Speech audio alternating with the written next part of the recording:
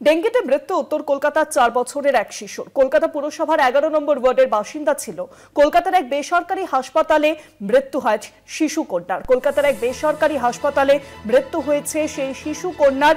ডেঙ্গিতে আক্রান্ত হয়ে মৃত্যু হয়েছে সেই শিশু কন্যার। বেসরকারি হাসপাতালে ভর্তি ছিল সে এবং তারপরেই সেখানে মৃত্যু হয় তার। কলকাতা পুরসভার 11 নম্বর ওয়ার্ডের বাসিন্দা ছিল সেই শিশু কন্যা।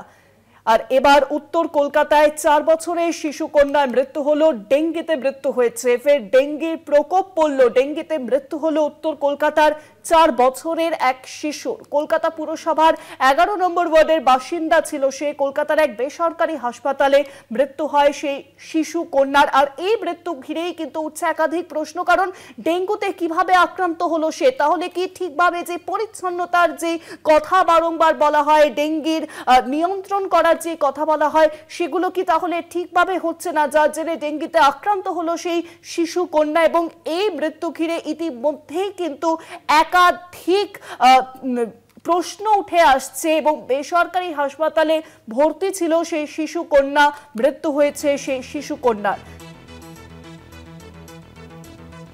আরো জানাবেন, ফোন লাইনের সঙ্গে রয়েছেন প্রতিনিধি রোমিত ভট্টাচার্য। রোমিত, ডেঙ্গিতে মৃত্যু হলো উত্তর কলকাতার 4 বছরের এক শিশু কন্যার। এখানে তো উঠছে একাধিক প্রশ্ন। তাহলে কি যে নিয়মাবলীর কথা বলা হয় সেগুলো কি সঠিকভাবে পালন হচ্ছে না, যার জেরে ডেঙ্গিতে আক্রান্ত হতে হচ্ছে?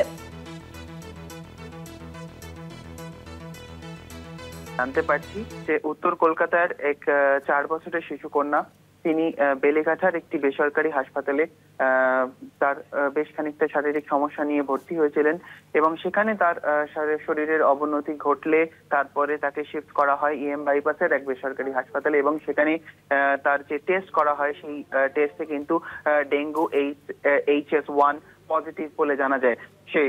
এবং তারপরেই কিন্তু তার বিভিন্ন রক্তক্ষরণ হয় তার শরীরের ভেতরে এবং ক্যাপিলারি লিকেজ এই ধরনের বিভিন্ন সমস্যার মধ্যে দেখা যায় এবং তারপরেই তার মৃত্যু ঘটে। এবং এই যে বাসিন্দার কথা জানা যাচ্ছে, এই যে শিশু কন্যার কথা জানা যাচ্ছে, এরা কিন্তু মূলত বটতলা থানার আশেপাশে এলাকার বাসিন্দা এবং এই যে 11 নম্বর ওয়ার্ড, সেই 11 নম্বর ওয়ার্ডের বাসিন্দা। অর্থাৎ আমরা জানি আমাদের কলকাতা মিউনিসিপ্যাল কর্পোরেশনের যে ডেপুটি মেয়র অতীন ঘোষ, তারই ওয়ার্ড এই 11 নম্বর ওয়ার্ড এবং সেরকমটাই জানা যাচ্ছে সূত্র মারফত যে সেই ওয়ার্ডের বাসিন্দা ছিলেন এই শিশু কন্যা। এবার যেটা দেখা যাচ্ছে, দেখো, ডেঙ্গুর জন্য নানান রকম সচেতনতামূলক ব্যবস্থা বিভিন্ন রকম ভাবে কলকাতা পৌরসভা থেকে নেওয়া হচ্ছে, কিন্তু তারপরেও কেন এরকম ডেঙ্গুতে আক্রান্ত হয়ে মৃত্যু হচ্ছে সেই নিয়ে কিন্তু প্রশ্ন অবশ্যই উঠে আসছে। এবং এই যে ঘটনা আমরা দেখতে পাচ্ছি, দেখো, এই যে শিশু কন্যার যে মৃত্যু হলো সেটা কিন্তু আবারও কলকাতার যে বুকে আরেকটা দাগ কেটে গেল যে ডেঙ্গুতে কিন্তু আবার মৃত্যু।